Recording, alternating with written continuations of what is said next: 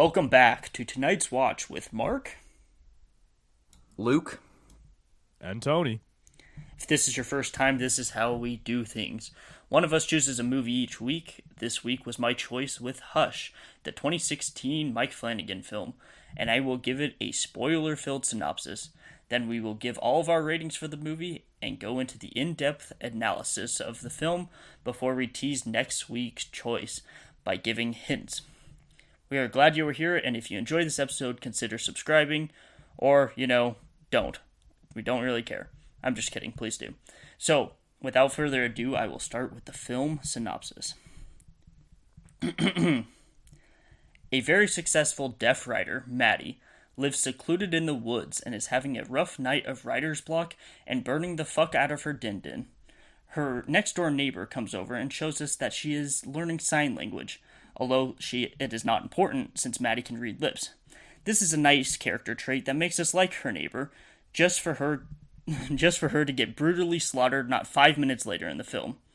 This is when we are introduced to our silly mass murderer of the movie who came straight from the bunker of 10 Cloverfield Lane. Upon figuring out that Maddie is deaf, our antagonist known as the Man proves himself not to be the Man, as he torments her instead of murdering her with dignity. The movie progresses with this concept until the cold-blooded killer realizes this deaf writer is the most badass woman this side of Timbuktu, and realizes he is completely fucked. Through using Matrix-like abilities and some pest spray, also a fire alarm that screams so loud it can only be compared to that of the X-Man Banshee, Maddie somehow survives and defeats this murderous goofball once and for all. So, what did you guys rate this film? Or should I give mine first? Give yours first, and then Luke will go. burn the fuck out of her din-din. She really did. That was crazy. I gave this 8.3 crooked ring fingers out of 10. I think it is a movie that doesn't try to be more than it is, as it is an hour 22 short thriller film, but I think it does it very effectively, and you can turn this on at any point throughout the year and enjoy yourself. I gave this movie an 8.6 out of 10.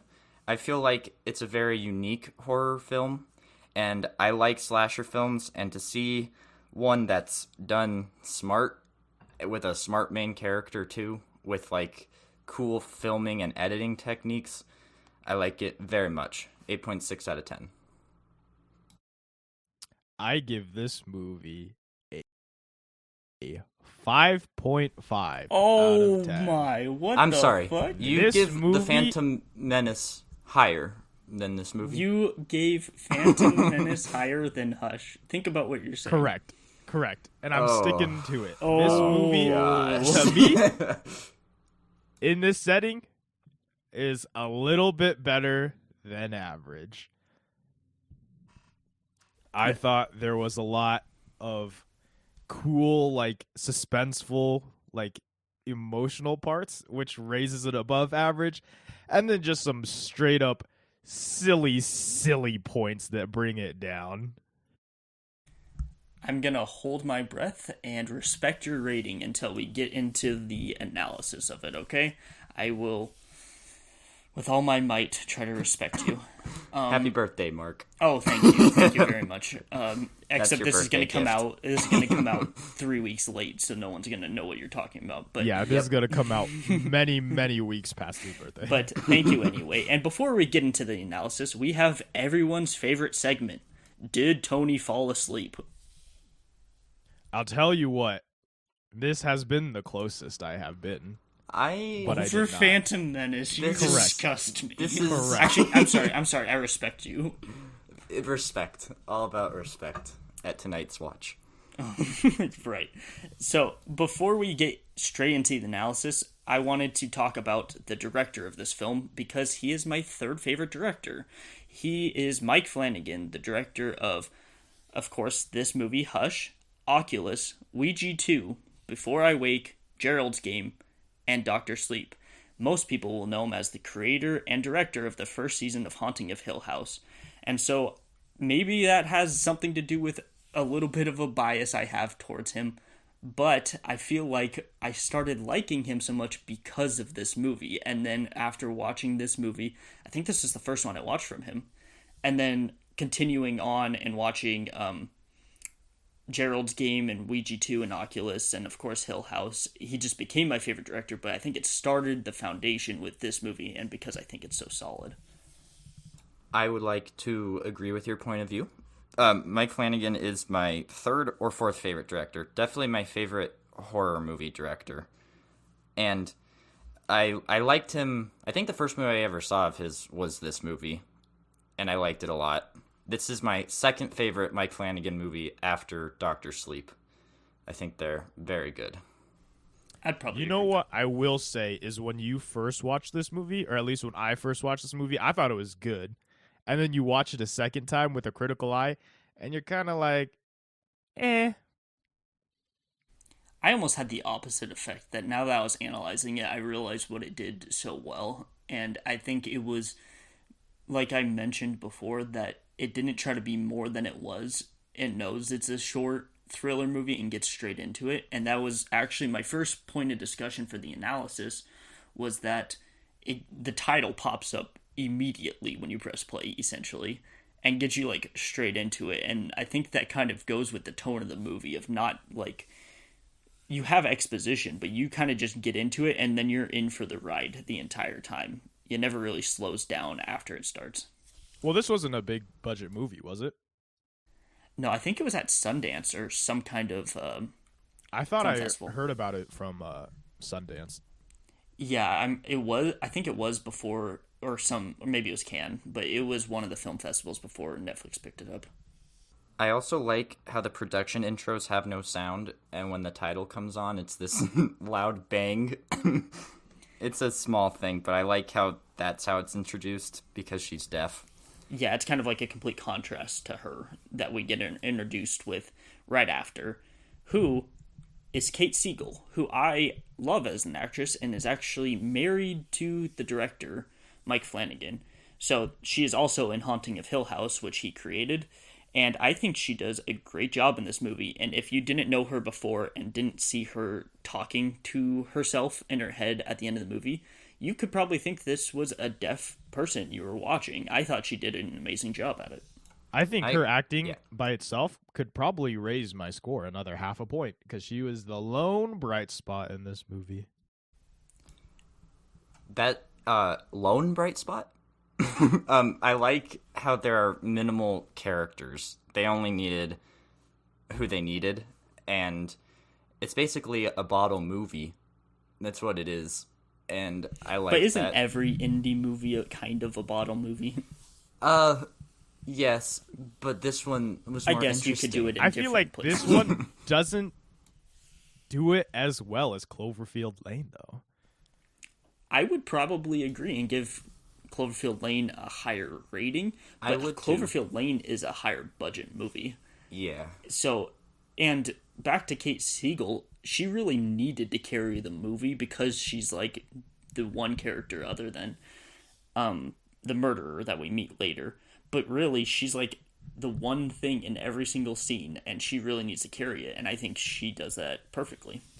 I agree. There's, 4 characters total? 2 of them are almost just complete throwaways, and then you're left with 2, which one is Kate Siegel, and she does amazing, and then one is some other guy who doesn't do as well. You didn't like his acting? I did not. Really? Okay. Interesting. We'll Okay. get to him in a little bit. And there was also a 5th character kind of tease, which was an ex-boyfriend of hers. Craig. Yeah, Craig, which also reminded me a little bit of one of the pros we had with Soul, with not mentioning an ex, but understanding where it, like, what happened. And, you know, that she wants to, like, reconnect, but obviously things went wrong. And I thought that was a pro in this movie, that it doesn't have to explain everything to you outright with little things like that. I feel like this, though, doesn't add to the story that much. Like, in Soul, you can assume that Joe Gardner lost this woman because he wasn't living life fully. And then from the end of the movie, we get that, oh, he is going to start living life fully. And then whatever comes from that comes from that. But this is kind of just like, hey, there's an ex named Craig. And that's all that, like, is ever really known. I actually think it adds to the movie because I feel like another like antagonist of the film is her desire to be alone because she can't feel like she connects with other people. So seeing her like not being able to talk with Craig kind of just adds to the fact that she lives in a secluded part of the world, and that's the reason any of this can happen anyway, is because she doesn't feel like she can connect with people. So I felt like it added to it. I also agreed that I thought it added to it because she's only out there in the middle of nowhere, and like she hangs up the phone as soon as she tries to call him because she's afraid of it, and it's not like wanting to be independent. She just wants to be alone out in the middle of nowhere. And they kind of get into that later, and when the friend asks if she wants to come over, and she's like, no, I want to stay home. So it's her just wanting to be alone and being afraid of being with someone that actually causes this entire plot. So I agree with Luke that it actually adds to it. Okay, so I really liked how the movie started with her cooking, and it started with a bunch of images of the food, with the food really, really loud. And then it turns and pans to her ear, and then it's completely silent. All these loud noises that we were just hearing just go completely silent. And I thought that was a good way to like introduce us to all these like little noises that we would hear as an audience. Oops, I hit my mic. That we would hear and just normal to us, and all these things that she can't hear. And I thought that was just a unique way to start the movie. I agree. It really, this is one of my pros. It really helps you like understand her and where like her mindset or like how she feels during the entire movie might be, because she's deaf, of course, and none of us are deaf in doing this podcast right now, so we can't tell you how it feels. But I'll tell you what, Mike Flanagan did a great job of describing it through sound and visuals in the beginning part of the movie. I agree, and I also want to mention that he does his own editing too. So, like, it's all him. Which is super unique. No one really in the business does their own editing. So yeah, the fact that he does makes all of his work seem like, oh, that's exactly how he wanted it, which makes me like it even more. Part of the reason he's my top 3 directors. Same as me. So she brings her laptop over to her charger, and you see a stack of Stephen King books, which I thought was kind of funny because Mike Flanagan has stated that Stephen King is a big inspiration to him, and then he ends up directing Doctor Sleep, which is the sequel to The Shining, a couple of years ago. So I thought it was kind of like a unique little thing that he put in, like giving one of his inspirations credit. This is one of my hit picks that I was going to mention, is that you can see a Mr. Mercedes book very prominently, and that book is very good. And it's about a killer who doesn't have a clear motive, so that's why you put it in there. And so I liked that. I'm glad you actually read, because then you could give us that insight. This is where one of my nitpicks comes in, actually. So you see her, and she's on her laptop, right? And she's messaging her friend. She's using iMessage on her Mac. It starts to die. She switches to texting on her phone, and it's a green bubble for her texting Android. I didn't even notice that. This is why Tony's here, to hate on the movie and give him just nitpicks. spit on it. And, just spit on it, Tony. Why don't you? I didn't even notice that. Since I didn't notice it, I actually liked that she was going like from laptop to iPhone, because I felt like it was a realistic thing that someone would do. Like while you're cooking using the like laptop. I thought that was, and then going to the phone once it died. I thought that was like something that you would never really see in a movie, and I liked it. But now that you mention it in real life, right? It's something that you wouldn't see in movies, but something that happens in like real life all the time. Oh yeah, but I did not notice the green bubble, so I guess you're right, Tony. And of course, later on in the movie, I think you see that she does have an iPhone or something. So, because doesn't she put it in her back pocket too? Yeah, she does. Yeah. So, unless, that doesn't make any sense. You're right. But anyway, good job. It is revealed that she is a writer, and she is working on her book Midnight Mass, which I don't know if you know this, Tony. That is like teased in almost every Mike Flanagan movie and show and stuff, because his next project that he's working on is Midnight Mass. So it's like a big project for him that he's been setting up throughout like all of his movies up until this point. Through like Very multiple meta. years. Yeah, like Hush came out in 2016. In Gerald's Game, was what year was that, Luke? Oh gosh, I want to say 2014. Oh, really? No, Okay. no, you're right. It's 2017. Okay, It was later than Hush. 2017. So like at least 5, because it's probably not going to come out till 2022. And back in 2016 and 2017, like in Gerald's Game, she's tied up to the bed, and a book on the shelf is Midnight Mass, which is this writer's book, and he's working on that project right now, which is basically the story that this character would have came up with, which I thought was just kind of a cool thing because it makes me more excited for Midnight Mass for whenever it comes out because he's been setting it up for so long in his movies. I think it's just wild. So he's been setting it up for like 5. It's 2021 right now. So he's been setting it up for more than 5 years. Yeah, exactly. Like, which I think is really cool because it could have just been like a throwaway thing that she wrote this book, but once you put it on a shelf in Gerald's Game and then mention that you're going to make a show, it's obviously been an idea for a long time, which makes me really excited for it. So her friend comes over, and we find out, like I mentioned in my synopsis, that her friend is trying to sign language for no reason other than just to learn, because our main character, Maddie, can read lips, which I thought was a super cool character trait of the friend and makes you, like, relate to the friend and like her right away, because she's just trying it to, like, connect with her deaf friend. I agree, but this is where something like falls short for me is she's not good at sign languaging, right? Or sign language. She's not good at signing. And so she doesn't know all these words and all these things, but she can understand Maddie completely fine, which I don't really understand. The only like word that she has trouble with is bitch.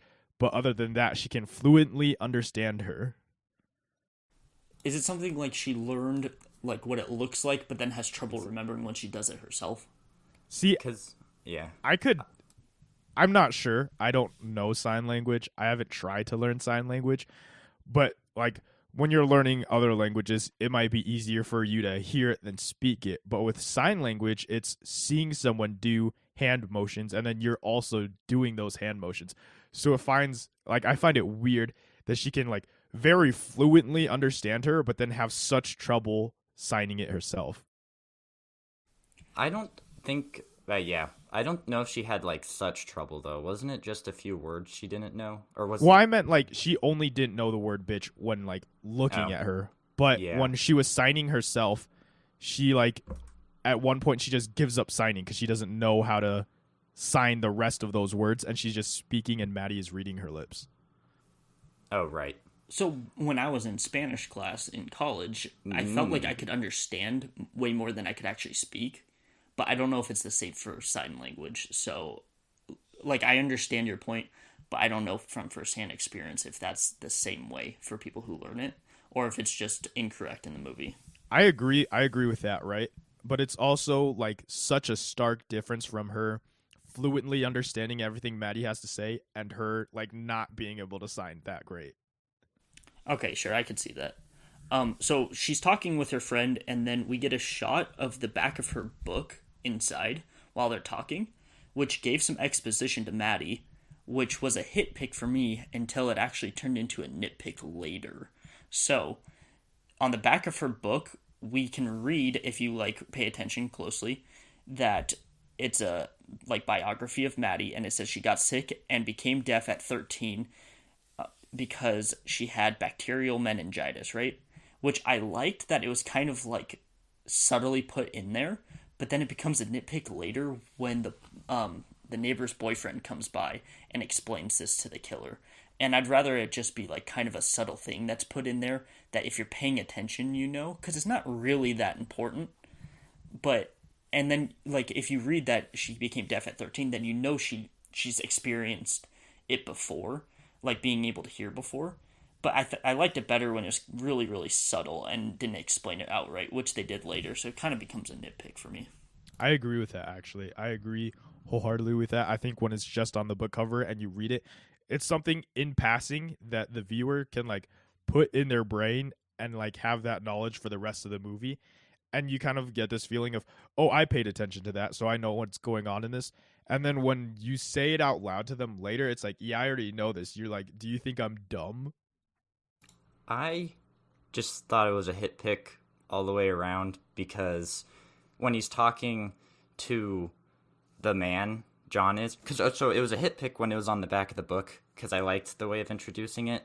But when he's talking to the man, it kind of, he only says it like really quick, and it kind of shows that he knows Maddie, that he is friends with her.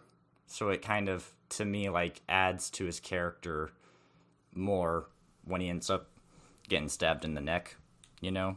I almost dislike that interaction as a whole, but when it's like something like that, when it's quick, but this entire movie is quick and there's not a lot of dialogue in this movie. So something like that really stands out, even if it was just like in passing, just because of the nature of the movie. I would agree that it kind of helped his character, like Luke said, but I'd still prefer to show his character in a different way and keep the subtleness of finding out how Maddie became deaf to like audience members who are just like really paying attention to the movie. And also, I have a nitpick with the interaction with the boyfriend later, but we can get into that when we actually get there. So there was just small details when she's talking to her friend, which made me relate to Maddie more, I feel like, and understand her situation more, where she's talking about the fire alarm that goes off because she burnt her dinner. And she's talking about the vibrations, which, like, come back later, but it also just makes you relate to her more and understand her situation, because it needs to be so loud that she can feel the vibrations.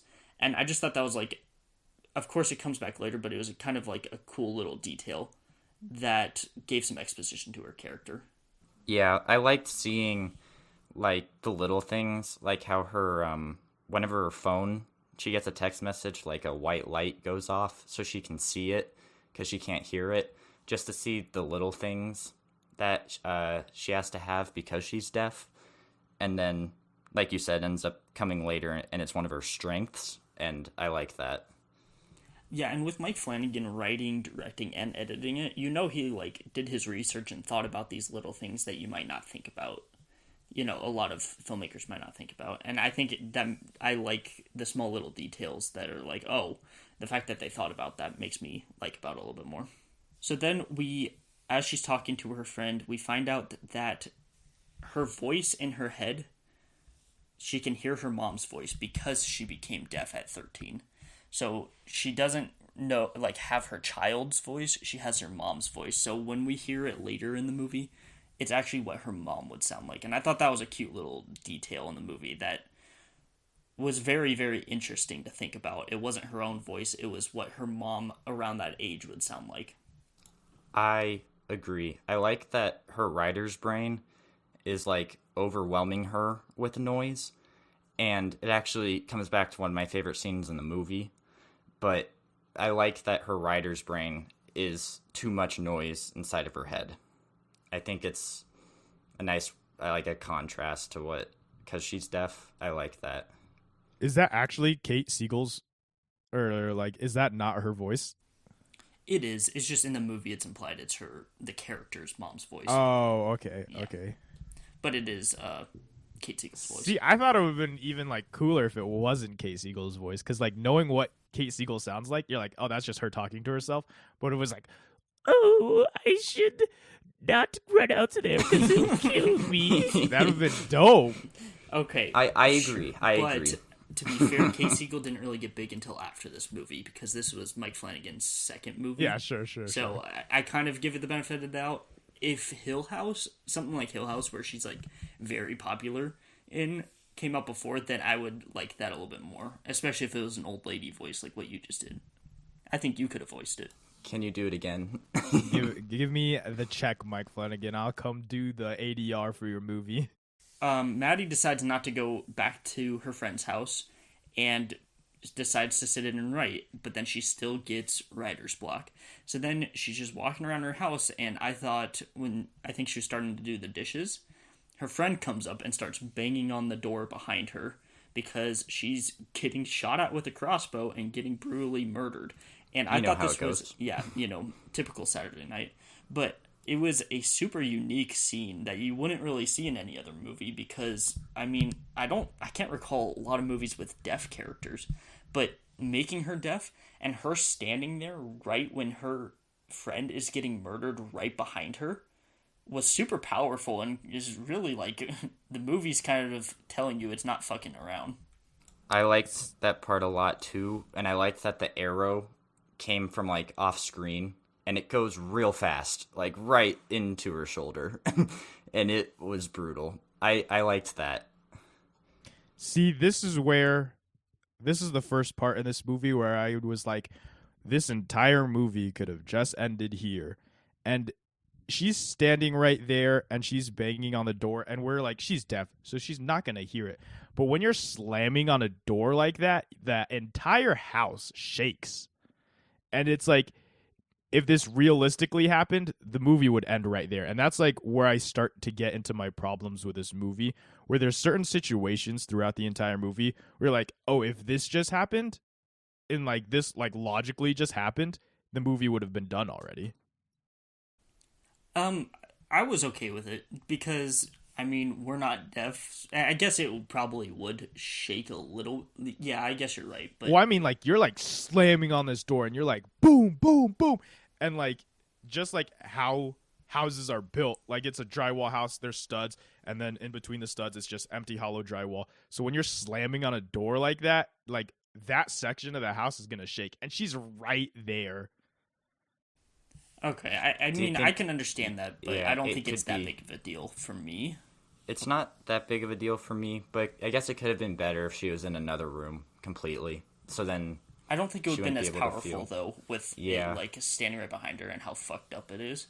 And this is when we're introduced to the murderer, who is currently wearing somewhat of a Jabberwocky mask, as he like stabs her like 15 times or something like that. So we kind of immediately get like invested into like, or not invested, but introduced to this character who obviously is completely brutal and has no regard to human life. And of course he's a murderer, but like the fact that he's stabbing her so much, you're like, okay, this guy is like not fucking around.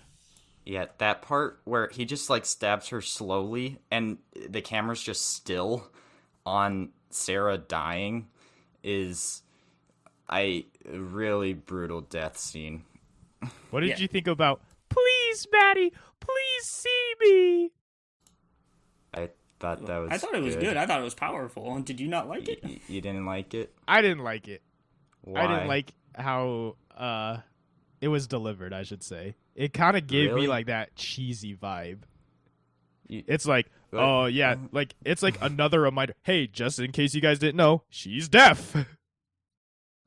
I get what you mean, but I think you're being.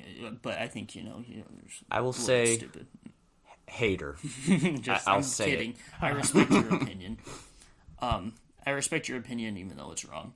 So, I like that when she goes back to her laptop, she's sitting there, right, and then she calls her sister, who is named, was it Squish because she is Squash or something like that. Which had no effect on me. I thought it was a little bit cheesy, but it was fine.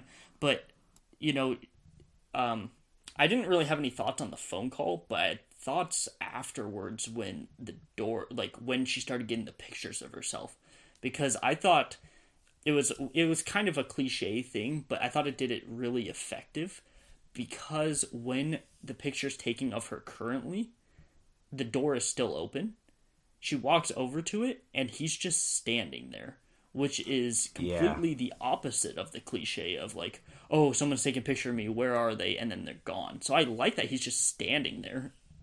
Yeah, I Yes. like how the atmosphere is placed throughout the movie, like of how the killer, like the atmosphere he creates with like sending her photos and being like really creepy, but he's like always there, and it adds like the suspense to the movie really well. But nitpick, did she not have a password on her phone? Hey, I can't remember, actually. Did she type it in earlier? I cannot remember. It might. My was it- problem is if she doesn't have a password, why doesn't she have a password? Well, because she and was if she secluded out there. does so have I a would- password, if she does have a password, then like how can he send her photos? I can see why not having one, though, because the only person she ever sees is her friend. That's what I was going to say. But like, you still have to, like, understand. buy groceries. Like, where is she getting this lamb from? Where is she getting all this food from? It's like, the chances... What are the chances of not having a password nowadays? Like, Well, out of everyone yeah. you know, who doesn't have a password? Because Who I do you know, know is a deaf writer living secluded in the woods? also named Kate Siegel. Also named, yeah. Also named Kate Siegel. And especially with things like Touch ID and Face ID, that's, like, so easy to have to unlock your phone. Why wouldn't you have it to unlock your phone? I will say that when this came out, I don't think Face ID was a thing yet, right, in 2016? Yeah, I don't think so. Because I know when my mom first got a phone, right, I don't think she had a passcode on it. And then I think later on she did. Yeah, maybe it's just like an older person thing. Like, maybe we're not the generation, but they, like, just... Since she's out by herself, she doesn't feel the need for it, even though we know for a fact. But I feel like we're thinking too much of it, and, like, Tony's probably right with the nitpick, you know? I mean, we Yeah, can justify yeah. it all we want, but she probably should have a passcode on it. I think Correct, this is where correct. this is like the part where, like, if you're just watching this movie for fun, I think it's a good movie. But if, like, you're trying to, like, take it seriously and analyze everything, then it starts to, like, deteriorate a little bit, and you could, like, pretend that you've never seen another movie before that doesn't do these things well, right? You could pretend like you have no past experience of watching movies that do these things well and don't have these little things that, like, pull you out of the world. But you have, like, you're a normal person. You've seen these movies that have done this well. So when you watch this, like, these constant little things tug at the story in a certain way that, like, take you out of the movie. So I would contrast that by saying that the cliche stuff, you're right, but it definitely tries to break certain cliches by being different. And that's my favorite part about this movie, is that it's basically just a thriller slasher movie that kind of breaks my expectations of what you would get, because I didn't know who Mike Flanagan was when I watched this movie, and I thought it was going to be another cheesy movie with some guy who just tries to kill her, and I thought it did a very good job at breaking certain tropes. So, like what I was saying with him just standing there, like, just wanting to kill her and wanting to taunt her, instead of her looking over there and then not knowing where he is, he's looking at her, like, right in the face, which I really liked, because that leads into this, like, the main plot of the movie is he can get in at any time, but he just wants to taunt her, which is fucking sadistic. It reminded me of the original Halloween, and that and Psycho are my favorite horror movies. And I've seen many Friday the 13th. So to see a slasher movie done right like that, I liked. Which later on, it's different because he takes off the mask because he's so confident he's just gonna kill her. It's and that's different actually my than- favorite part of the movie. Me too. It's different thought than that like scene was every really other good. horror movie. Yeah. Yeah, so the scene we're talking about is when Maddie grabs her lipstick and a flashlight to show her message that she writes on the glass door that reads, "Won't tell, didn't see face."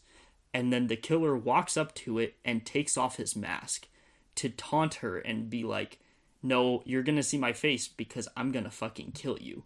Which completely changes what I thought this movie was gonna be. You know, you see the mask on the thumbnail and the little preview picture that Netflix shows you, and you think it's just like this mask killer, you know, this cliche mask killer that so many movies do, and then you realize that it's just another human being, which is so much scarier to me.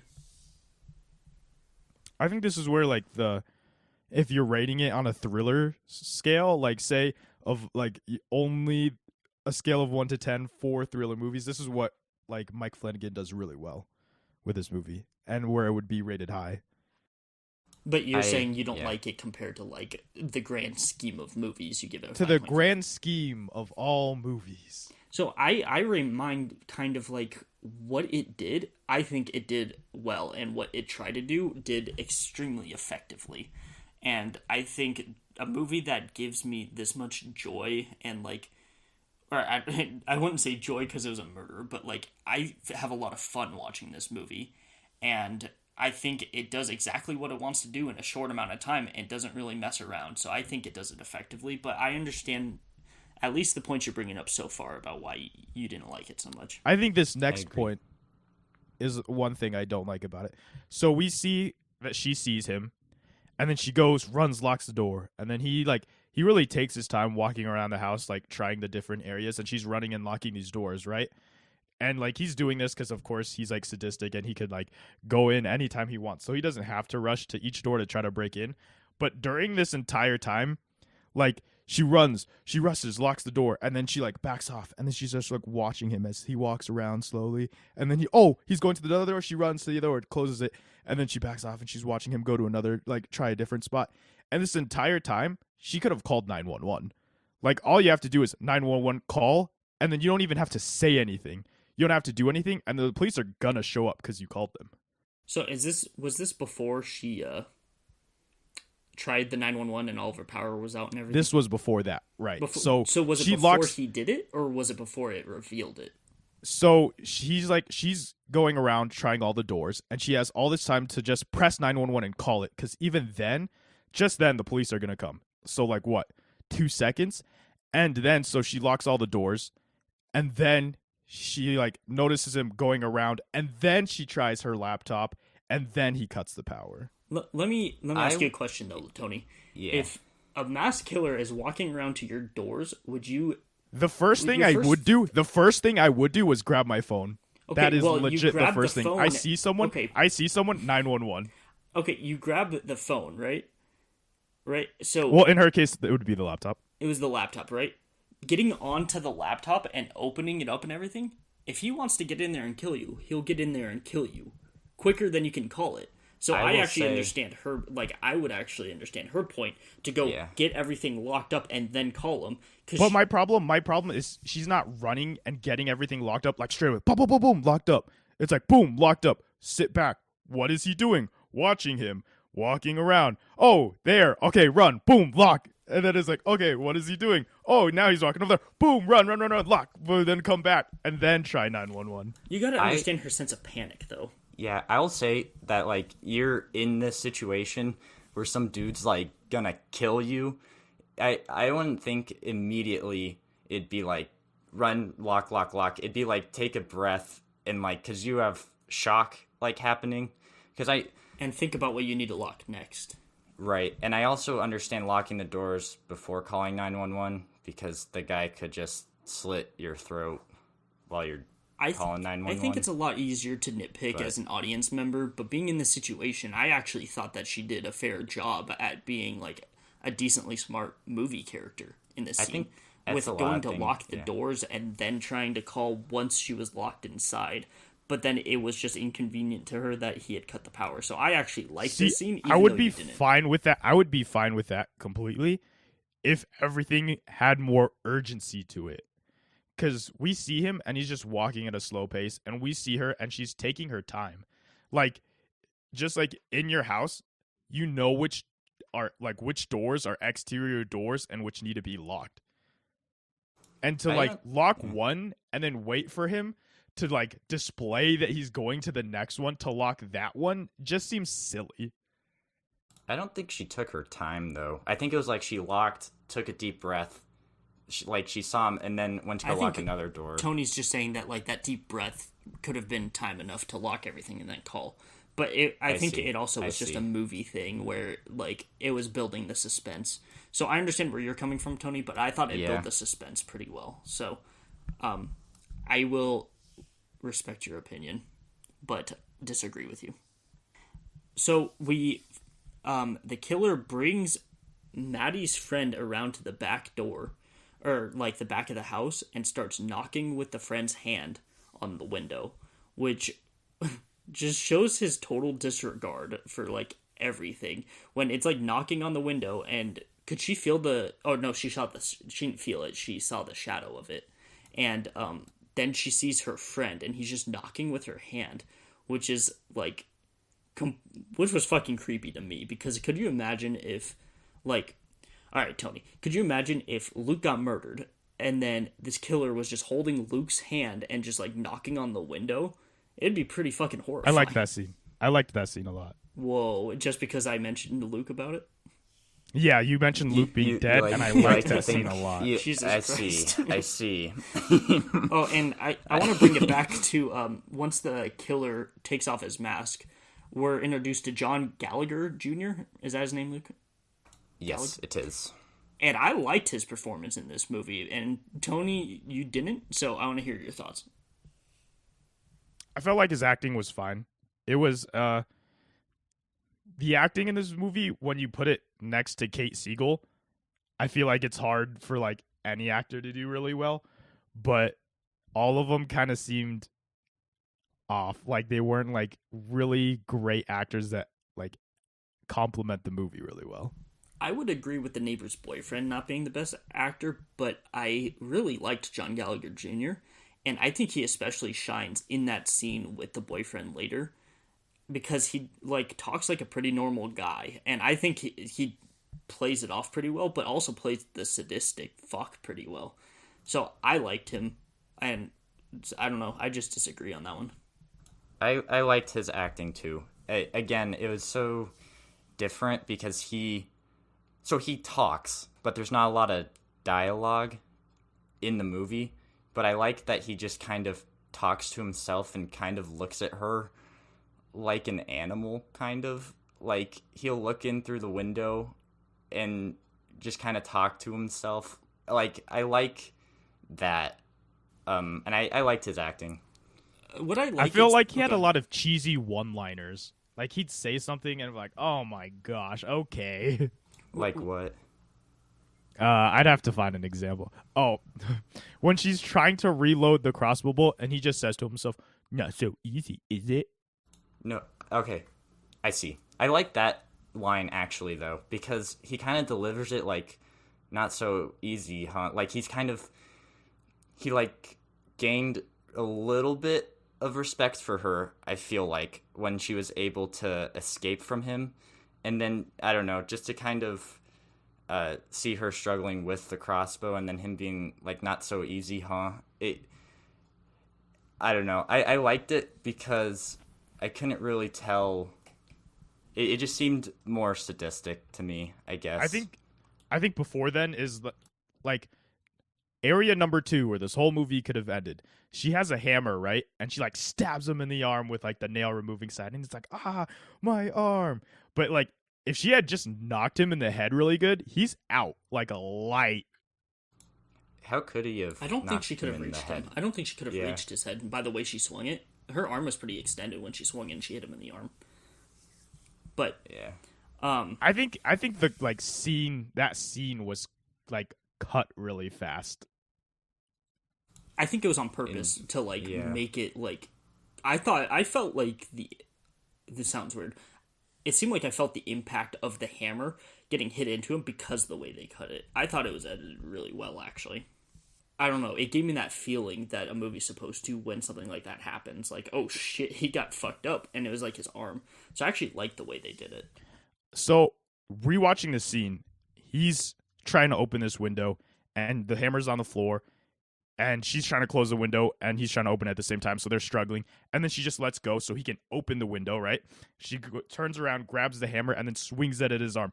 But in that, like, second, like, where she swings it, he's completely vulnerable because both his hands are up, pushing the window up, and he's just sitting there. Hands up, face right in the middle, and then she swings it at his arm. Didn't she just kind of swing it, though? I see where the nitpick comes. Yeah. Like, I understand, but I also, like what Luke is saying, like, she just kind of swung it and I think hit his arm because she went quick at it. I understand both perspectives. Not thinking about it too much and not nitpicking it too much, I thought it was an effective scene for, like, how much it would have hurt him. But, do you have anything else to say about that, Tony? I have something about this before, is he slashes her tires, right? Which incapacitates her car, and, like, in a story perspective, takes the car out of the equation. But she could still drive on slashed tires to get away from him. She doesn't know if he's parked anywhere close, though, and can catch up or anything like that. Like, she's completely clueless about this guy and where he came from and what, like, he's doing there. And I think that adds to the movie and also makes her question what she can do to, like, get out of there. See, I would have liked that if she has this writer brain, she thinks of, like, different possibilities and different endings, if that was shown through the movie. Okay, that's fair. Like, at the end, like, when she's going through all the possibilities, if that showed up, like, that possibility, and was like, oh, I can't do this because of this. Like, he might have a car or something like that. Yes. And that actually leads me to my next point, was she goes outside at some point, right? And to go hide, she went and hid underneath the porch. And I really liked every time she went outside because there's just such an increased amount of anxiety, not only because he's out there, but she can't hear how loud she's being. So she doesn't know how loud she is compared to how loud, like, he can hear. So she didn't know where he is or how loud she is, and I think it adds that extra anxiety, because it's not like, oh no, I'm making too much noise, I need to be quieter. She doesn't even know how loud she's being. I agree. I liked the added anxiety of her going outside. The danger is ratcheted up, like, tenfold.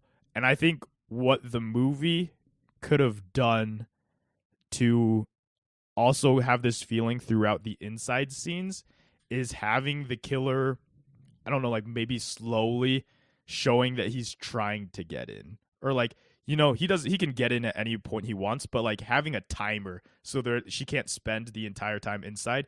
Because how the movie is laid out, he really only does something when it's reactionary to her doing something.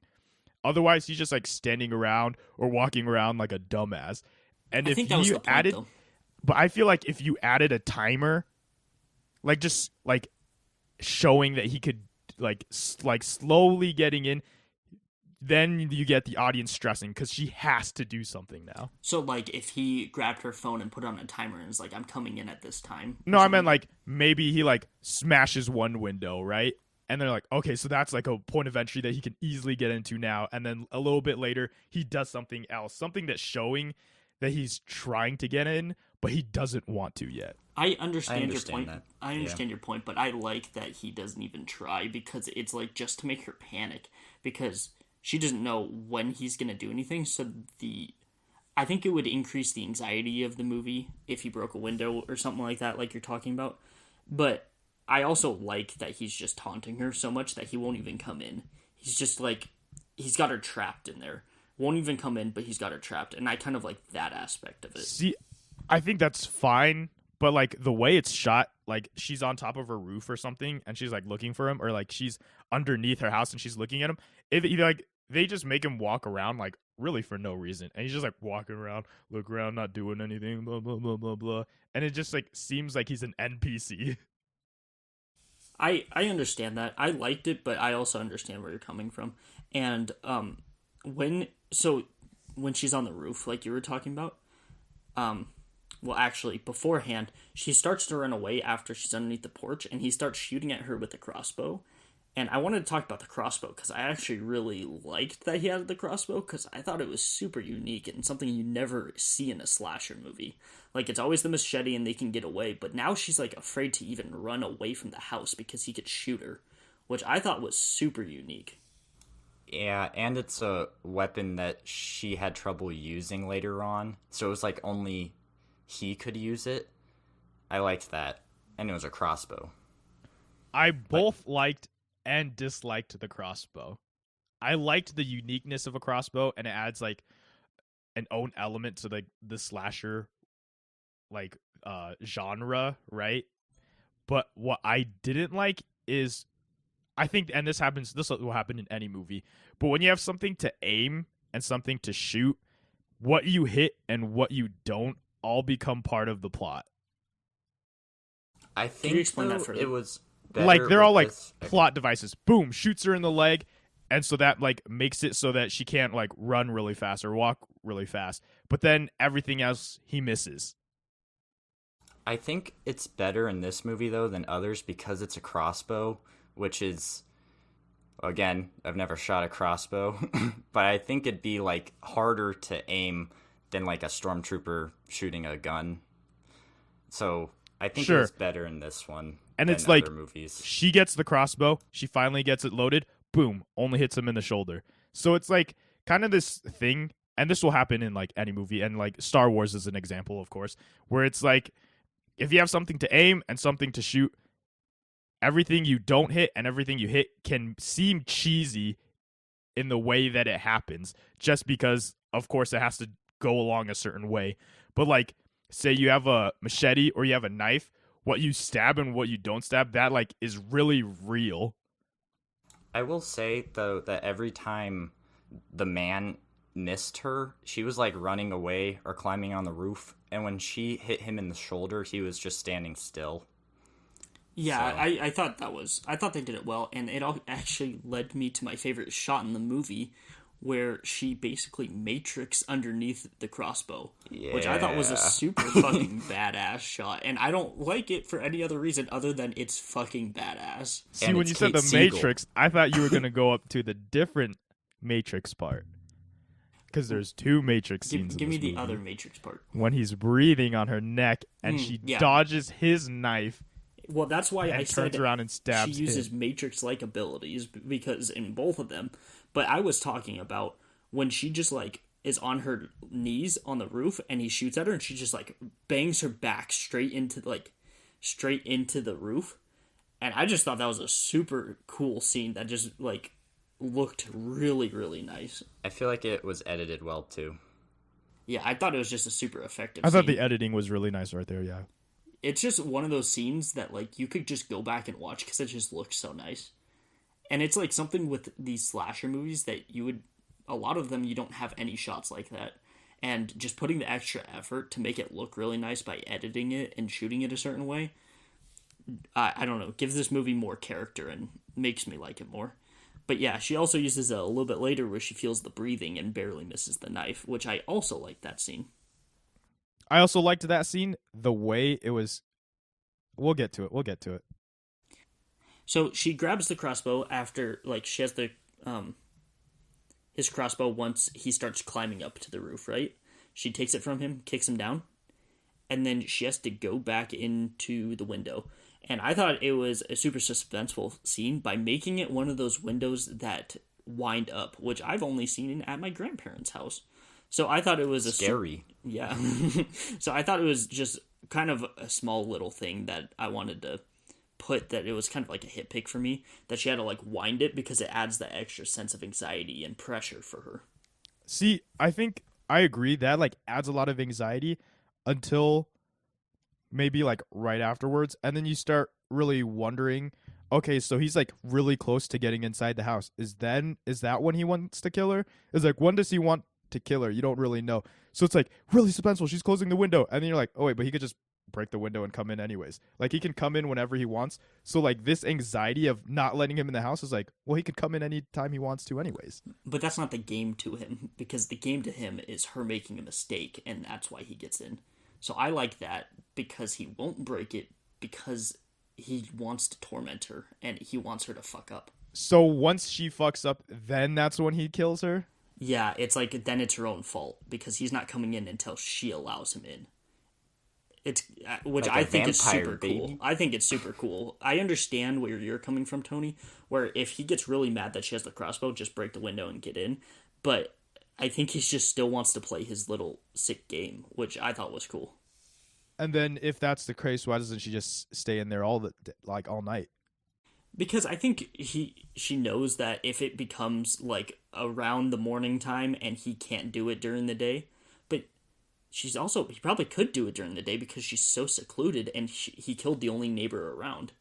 And then and her boyfriend, which was the next part I was actually going to get to. But Doesn't he come in? So isn't he like by the window when John comes?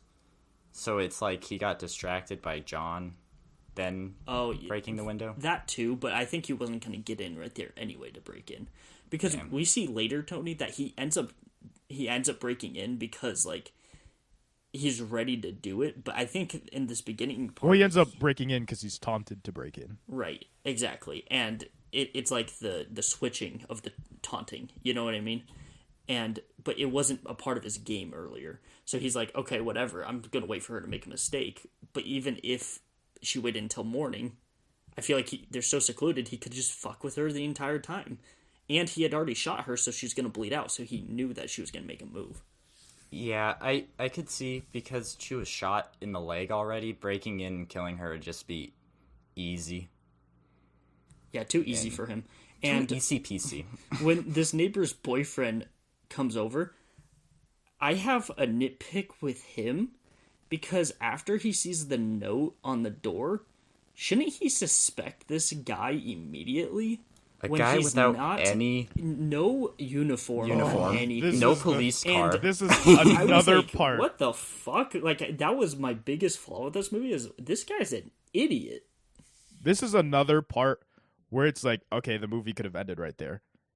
And it's really making this guy an idiot as a plot device, because he believes the killer is a cop when he's not in uniform. He has like neck tattoos, and you see the note. Doesn't have a car. You see the note, and he's by himself. Like, what cop responds to something by himself and then stays there by himself without his car or anything? Like, you usually have backup. And then ask for your phone to use to call dispatch. Ask for your phone to call dispatch. Like, you don't have a radio. Like, you always have a radio on you? So he doesn't. Yeah, he doesn't ask where the police car is too. Yeah, and this guy was an and idiot. he gets suspicious. He gets suspicious of this guy, and his thought isn't to tap 911 and just leave it in his back pocket, right? Because again, call 911, they'll show up even if you don't say anything, especially if you don't say anything. But his thought is to grab a rock. Yeah, I was fine with him grabbing the rock, but he grabbed the rock, which I was like fine with if he would have dialed 911 already. That's what I'm saying, yeah, right? Like, because he asked for his phone back from him already. All you have to do is just like pretend like you're locking it and call 911, put it in your pocket, which would have, well, and I'm not going to say this was like the same thing as Maddie doing it, because this character is already established to be a fucking idiot by not suspecting this guy of being the killer. But I think it leads to a pretty cool part when the man just like puts the knife in his neck and pulls it out really quick, which I thought was a pretty cool shot. I thought that was a really nice scene. Off screen too, and then you just see the blood pour out. Yeah, which was very different than any other movie. So although I had a lot of problems with this scene and this character being a dum-dum, I liked how he died. Like, I thought that shot was super, super unique and cool. I thought like this whole like setting up of, I was like, oh, you're a big guy, a jock. I only had a 2 in 10 chance of taking him in a fight anyways, but you have a knife. Like, I don't care how like big or small, when like things like knives get introduced, I'm pretty sure anyone will tell you that you have a lot better than a 2 in 10 chance. And when he has them like in a full like headlock, in a full guillotine, and he's just choking him out, you only have to have someone in a guillotine for like 10 seconds, especially if you're like a strong big guy, and that guy's out. Tony knows a lot about guillotines. Would it be different? I mean, if you know anything, I mean, if you like see anything about the MMA, like people like getting locked in a full guillotine, people will tap in like 5 seconds. Do you think though that John wasn't using his full strength because he was stabbed in the neck?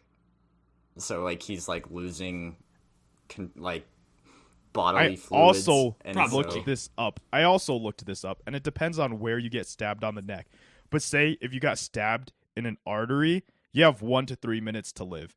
And so he gets stabbed by a full-on knife, and he's like, oh, choking this guy out. This guy should be knocked out in 5 to 10 seconds. And then Maddie could just run outside, pick up the knife, blat, blat, blat, blat, and then kill the murderer. Which also leads into the end scene where she stabs him in the neck with a wine bottle opener, and he dies in like 5 seconds. And it's just so like weird, and I like the comparison of the two, but you're right that he dies way quicker than John does. I will say though that the cork in the neck, so he had like holes in both sides of his neck, so it was like blood coming out of both. That is true. And John's was just one. But it was an entire knife. Well, like also the way they like shot it, that entire knife goes in his neck, so there should have been 2 holes anyways. Was but the he knife long stabbed enough straight to into go his through? throat, I think. Like, Yeah. not the way the corkscrew went into his neck, but I see what you mean. I mean, like, just how the big the comparison, knife though. is and how wide his neck is. Sure. Okay, sure. But I thought it was small enough to do it, but I thought regardless, I thought the scene looked really nice and was effective, even if you can nitpick a couple of like technicalities here and there.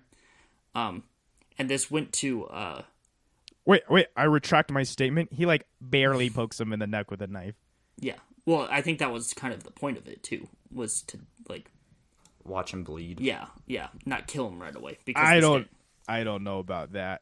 I would agree with that, Luke, but I know Like, if you just, like, you're like, poke a little bit in the neck, like, you just poke him in the neck a little bit with a knife, and then you want to watch him bleed, but then he, like, gives up this big fight, and you almost die anyways, and at the end of it, you said, oh, man, I only had a 2 in 10 chance with a fight with him anyways. It's like, throughout this entire conversation, he's like, oh, you big and strong, man. Oh, I only had a 2 in 10 chance of fighting you. Why would he want to, like, poke him in the neck and then just, like, I try think to the fight him? 2 and 10 thing is just like also taunting him, like where if he really wanted to, he could have stabbed him like a ton of times in the neck, but he only did once and then like waited because he wanted to see him bleed out, and then taunts him by saying, "Oh, it was only a 2 in 10 chance."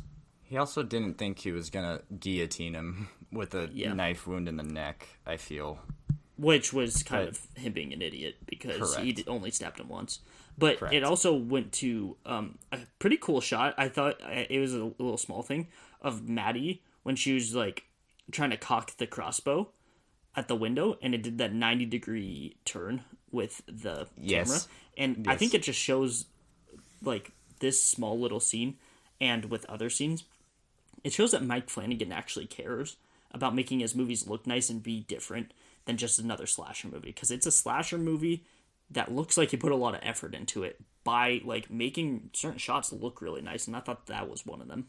It seems like I see that in a lot of Mike Flanagan things, is the camera tilting with the person's perspective. I think it's always effective too. Yeah. Like I think he does it really well.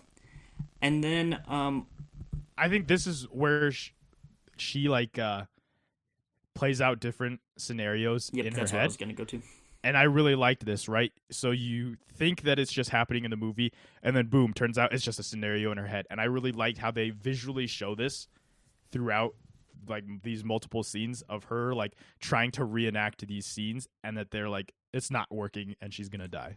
So in a I lot of movies, agree. fake like death fake out scenes are pretty cheesy, but I think this one works really well. Not only because it's her envisioning all these things, but also because this movie gives me the vibe that they could have just killed her right there and ended because of the way it's shot. So I thought it was although death fake out scenes can be cheesy, I think this one did it super well and then led into all the different scenarios that she's going through, which was one of my favorite parts. She also said there are too many endings, and that's the problem she has with her book. Yeah, it's a complete like comparison to her writing and her writing process, where she has so many different endings and then comes up with the correct one, which she couldn't for her book, which was metaphorical, and I thought was super cool.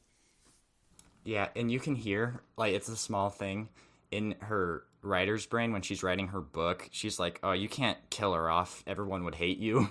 And the conclusion she comes to later in the movie is kill him, which is a small thing. But again, it connects to the beginning. Yeah, it connects to the beginning and is metaphorical and is super effective, I think. Tony, any thoughts on that? I thought it was good. Oh, okay. Well, that's a first. So in horror movies, they usually have these people who make irrational decisions, who don't think at all. And Friday the 13th. Yeah, any horror movie that like they don't think at all. And I like this scene that it just takes the time to just have her think.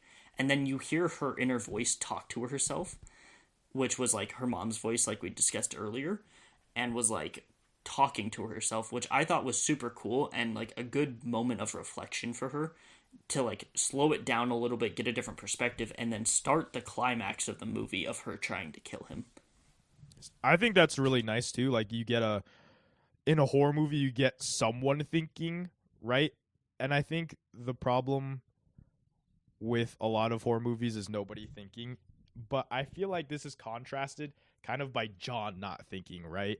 Like I feel like a really good horror movie would have everybody thinking like the way a regular person would.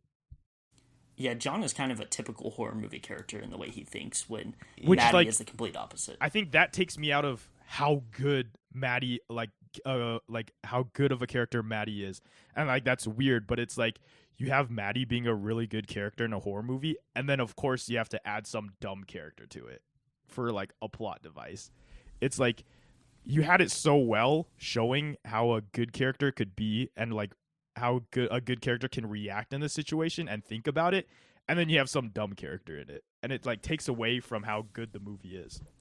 I would say that like it's kind of a nice contrast to show how good Maddie is, but in a movie like this, it would be nice to just see all the people act rationally, because John is so stupid that it almost seems like he's dumber than some people in Friday the 13th with not suspecting him to be the killer sooner. So I feel like it's almost more extreme than horror movies sometimes. But of course, like at least he's just such a small character, and he's not like a main character. And we have Maddie, who is super smart and like actually just sits there and thinks to herself, which is nice. Yeah, I think all the good things about this movie really revolve around her. I mean, like there's only 4 characters, and she's like the main one. But like what they do with her really makes the movie good. Like everything good around this movie, I think, revolves around her. And then when you like all these extremities like take away from it, though. I see where you're coming from with that. Yeah. So the man grabs her cat, which finally comes back, and he's gonna kill it, but then Maddie shoots the so crossbow. sad. But at least Maddie saves the cat. You know, fuck John, but save the cat. Correct. Truth. And this is where he starts coming after her. She drops the bow, starts reaching for it, and then he stomps her hand multiple times, which made my toes curl. Ay, ay, ay, puppy. What is it like? What do you even call that? Like the design of her mangled hand was really nice. It was like really good. Like it was believable. And her Makeup, index finger was whatever it was. straight at a 90 Yeah, like degree what is angle. it? Costume and makeup. Yeah. I guess. Yeah, it is. But the fact that her ring finger was at a right angle for the rest of the movie, and all the sound design they use in that scene was super effective in making you like, oh my god, you know? Also, plus for Kate Siegel, because she can't make any noise while she's screaming, 'cause she's but you mute, know too. the pain that she's in. Which I thought was super effective too. I thought Her this was one of the screaming, like but nothing best actually coming acting out. scenes. Oh, This yeah. is one of Yeah. her best acting scenes right here. Yeah, the fact that she can't yell, but you could tell this person is screaming at the top of her lungs and nothing's coming out, made it even more effective with like such a brutal scene anyway. And then I really like this next scene where she puts her finger in her wound and writes out "Do it, coward" for him Totally coming in the badass. house. Yes. The most bad, Mwah. and this just goes back into Maddie being one of the most badass characters there is. And I really like how this movie is just a short little thriller movie which has like one of the most badass characters like that you could see. She sticks her finger in her wound to call him a coward. You know, and then like we said earlier, it's the contrast and the comparison to him where she's taunting him, so now he's breaking in when he was trying to taunt her to come out and run away the entire time, which I thought worked really well. And then music starts playing, Oh my. which there's The no music. music really. If there's music, it was super minimal before. And then the music pops off at this point, and we had never had it before, which made it even more effective. And it's a good score too. Yeah, It's exactly. very good. And there's only really this one scene with it, which I thought like helped it, especially with like such a quiet movie. And then he's breaking in like slow-mo, smashing the window. She's typing, which I thought was super smart, typing his description, which was like Yeah. something that most people wouldn't do, you know? Also, she typed in his description and that she loved her family in the last pages of her book, which is her ending of Yeah. her book and her Yeah. life. Super Very good. Super Very good metaphorical meanings going on here. And then of course she uses the fire alarm, which was we learned earlier was super loud to defeat him. Well, before that, she like hides in her bathroom. Bathtub Matrix. Oh, I baby. totally forgot about the bathtub matrix. So, I thought that scene was super good because you wouldn't think that he would go around with the way he was breaking the window or the sliding glass door. That, like, he would definitely come in that way, right? So, the fact that he came in through the window behind her, I thought was smart of him. But then feeling his breath is what saved her life, which was super cool. Yeah, and So, I like... Do you can think go. that she could not feel the vibrations of glass, of the window breaking, glass falling in the bathtub, and him climbing into the bathtub behind her? At least she wasn't in the bathtub. If she was actually in the bathtub, I would agree with you. Yeah. I see what you mean, but the fact that she's sitting outside of it, I think I would give it the benefit of the doubt for it.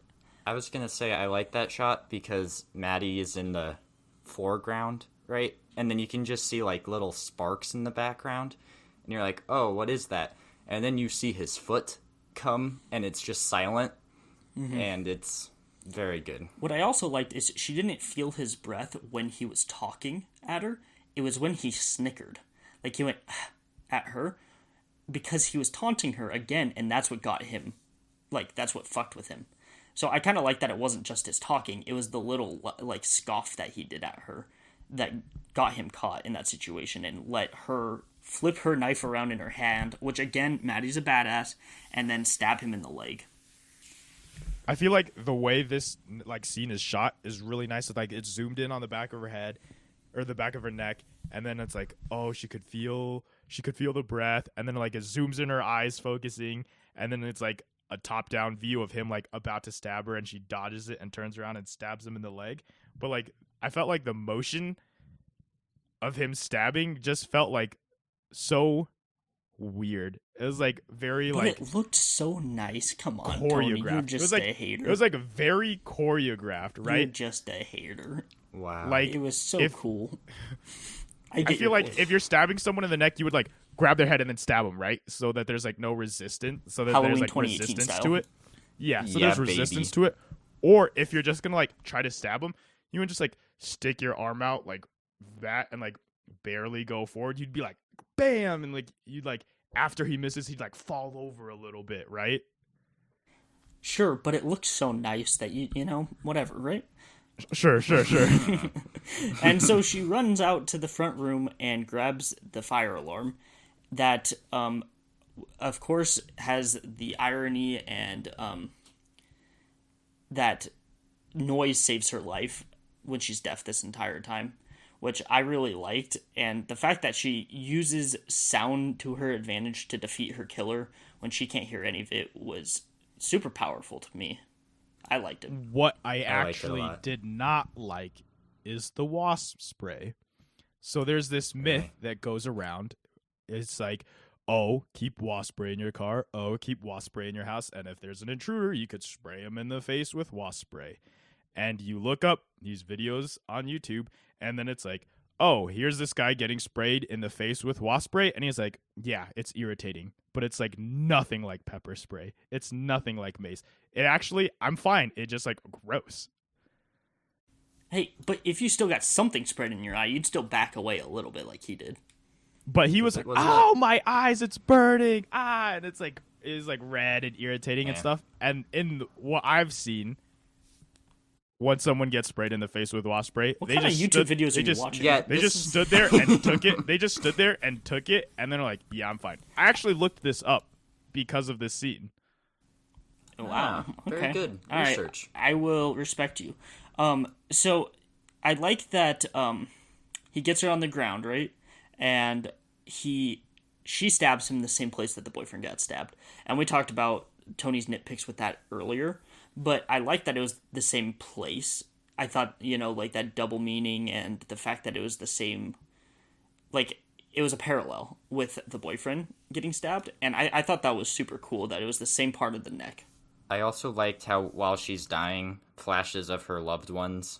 That was one of real my quick. very strong hit picks was Mwah, when chef's kiss. because she can hear her own heartbeat because like that's like in your own body, so she's hearing her own heartbeat and it's flashing with the memories of her life, which was super, super cool and unique, especially with her not being able to hear anything, and then all you can hear as her, like, perspective is her heartbeat with these things flashing, and that was super, super cool. You can also see I had that listed as cheesy but nice. Is in my pros, and it's a hit pick. You're cheesy. Cheesy. Okay. I feel like it's cheesy because it's like this trope is like when you're about to die, memories of your past flash away. Well, that's and then, like, with this you movie. See, Go ahead. Sure, and then you hear like real accounts of like near-death experiences. Like, no, yeah, that doesn't happen. But this movie tries to take those tropes and turn a new spin on it. So even though it's a trope, I liked the effectiveness of the heartbeat with it. Which I think the point of this whole movie was to take these tropes and then spin something new to them, which I thought that scene also did. It's like, I mean, like, the spin on it is adding a heartbeat. It's like nothing that like takes that trope and like evolves it into something else. It's just like taking that trope and then you add something to it and you make it nicer, but it doesn't like flip the trope on its head or anything. I was going to say that earlier in the movie, you can see the cork next to a picture of her and her friend, which is like foreshadowing. Oh, that's cool. I didn't even notice that. Very nice. Very nice. I also like that I it was understand the heartbeat. your guys' points. But what I was also going to say is I thought it was super effective because the heartbeat that she could hear, because you can hear your own heartbeat, like when that's happening. And that fact that also added to that moment made it not cheesy for me, and I thought it was good. But I understand where you're coming from. I thought it was good. I thought the scene was good. I still think it's cheesy, but it's good. Okay, that's cheesy. fair. That's fair. Good cheese. Good cheese. Yeah, it was Gouda. So then she goes and sits outside after she kills him, and the noise of the cop cars is coming, and I like that it fades out for the last couple seconds as she smiles, because it's back to her perspective of just the lights flashing on her face, but you don't actually hear anything, which I liked. I agree. And she's sitting with her cat, and that's on the porch was where she was talking with Sarah about her cat. So it kind of that's how the movie started, was circle. kind of looking for bitch anyway, and then she had her. Just a lot of shit went down before they got the cat at the end gave this movie an extra 0.25 for me. An extra, so it was a 5.25 before the cat. True. You're a monster. You guys have any last hit picks or nitpicks with the movie? Tony, I'm sure you do. No, I think I got my nitpicks and my hit picks out of the way. No. No, one of my biggest nitpicks that we just completely glossed over was that she didn't have John and Sarah's Wi-Fi password. And she's been over to their house before. Like, that's been established. Hey, not everyone is on their phone all the time at people's houses, Tony.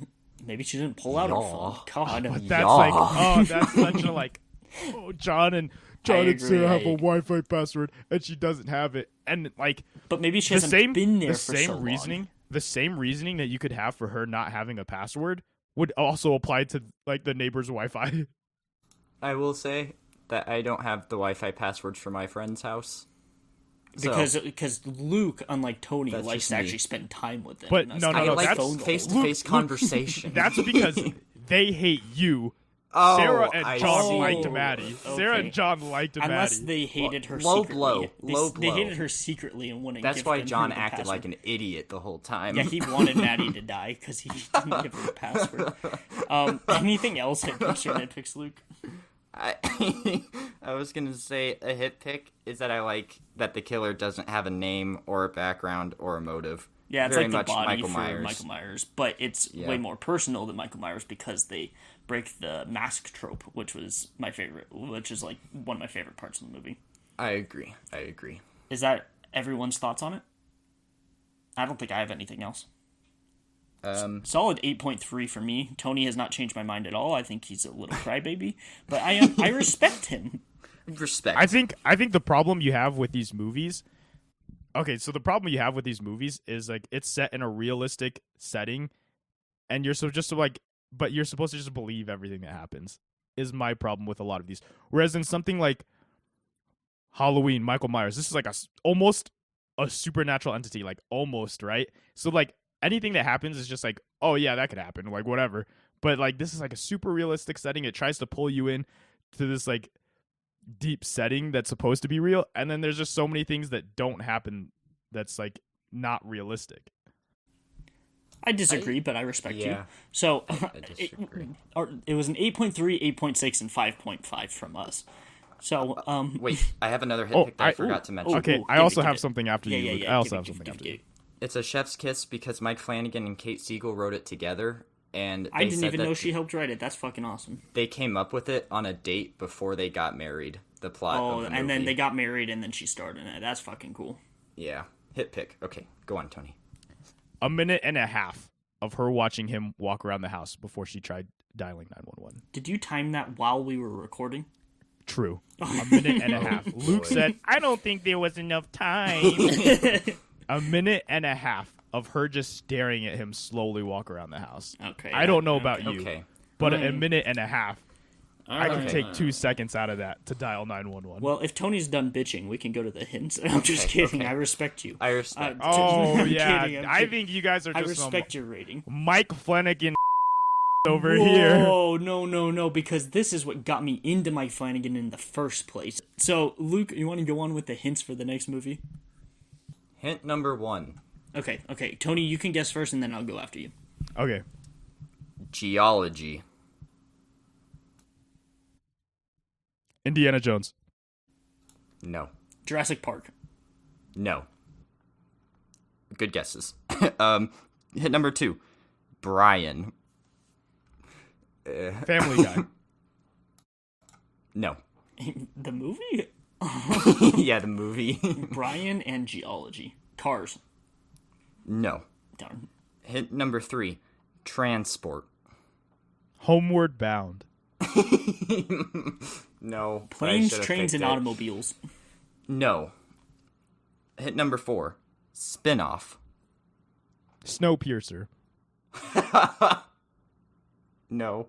Oh, why was that one so funny? It's not a spin-off.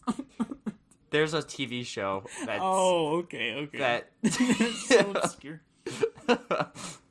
Okay, the National Lampoon Eddie Vacation spin-off. Cousin no. Eddie spin-off. But, Fuck. but good guess. Okay. Hint number 5. Fate.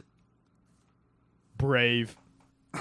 I'll be shooting for my own hand. I got it. It's a Fast and Furious movie. Okay. Ooh, it is. Oh no. Is it? Okay. Is it? Wait, the train. The Fast one with the and- train. Wait, Geology. No, not the one with the train. The Fast and the Furious, the first one. No. Ooh. But very you're close. Okay, so I guess Tony gets one more guess, and then I get one after you give the next. Which clue. one's the one where they're on No, the no, ice? I already have 5 hints. Oh, that's it's already not the 5? one with the ice. It's not the one with the ice. Oh. Wait, if you said Fate, then is it just Fate of the Furious? Oh wait, that's the ice one. No, but this was a hint to make you lead to the Fast and Furious movies. Tokyo Drift. No. Fuck. Too Fast, Too Furious? No. Okay, I'll say it. Ah, The wait, fourth Tony, one. It's the fourth one. Not we all not know the it. 4th one. The Fifth? seventh The one. fifth You're one. close. Think of spin-off. Think of spin-off. Hobbs Oh, and Hobbs and Shaw. Yes, Hobbs and Shaw. Are you fucking kidding me? I'm and picking. Shaw. If you're picking Hobbs and Shaw, I'm picking the worst fucking movie next time. Hobbs I and choose. Shaw. Are you kidding me? I would like to explain No. my hints. Thank you. I like Yes. to explain Thanks. my hints. Finally a good movie. Geology after is this the week. rock. I The understand. study of geology. rocks. I get it. Brian Shaw is a relief pitcher. see, actually, See, I thought Brian you meant led Brian me the to. dog from Family Guy. No, see, Brian led me to Fast and Furious because of Brian was the character in the Fast and Oh, Furious yeah. franchise. See? So it It actually works led both me ways. to it, but not the same reason See, why. it led me to Homeward Bound because Brian, is a dog from Family Guy, so they're dogs. And Geology, they're going through different settings to go I think back we should home. watch Homeward Bound instead. Yes, just Transport, Jason Statham, star Oh of the my Transporter God. movies, and then spin-off is that, and then Fate is. I wanted you to get to Fate of See, the when Furious. you Yeah, said Fate- transport, Fate I got thought me. of trains for some reason. That's Well, why I that's said why snow- when Well, he said Fate- transport, I said trains, Furious. planes, and automobiles, Tony, because that's exactly what I thought. You can see it on HBO Max. Oh yes. How long is it? Do you know? God. Oh, I know how long it is. Let's hear it. 2 hours and 17 minutes, baby. Oh, man. I don't think Tony's gonna watch it by Tuesday. Tony, you have to watch it by Tuesday. I need time to edit. Okay, well... No, I'm gonna fall asleep during it. Well, that'll be our first segment, so we'll find that out next week. If you want to watch it long... Note it. I'm Spark noting it. note. Notes, my goodness. If you want to watch it long, I don't know why you would, but if you want to, you can watch it on HBO Max. We have also created our social media pages. You can follow Tonight's Watch Facebook page, our Twitter at @tonight_watch, or our Instagram at Tonight's Watch Podcast, all one word. Thank you again for listening, and Luke, roll us out. And that was Tonight's Watch. Oh, good one, good one. Goodbye. Goodbye. Goodbye. You enjoyed watching Phantom Menace more than you enjoyed watching Hush. Is that what you just said? Yeah. How? I watched Phantom Menace Interesting. through normal speed, and I enjoyed every second of it. During Hush, How? That's okay. It's an hour Sped up. 22 versus 2:15. Are you I fucking sped crazy? it. I sped it up to 1.5x You're speed. fucking crazy. This is not 2001: A Space Odyssey, okay? Oh, Jesus Christ.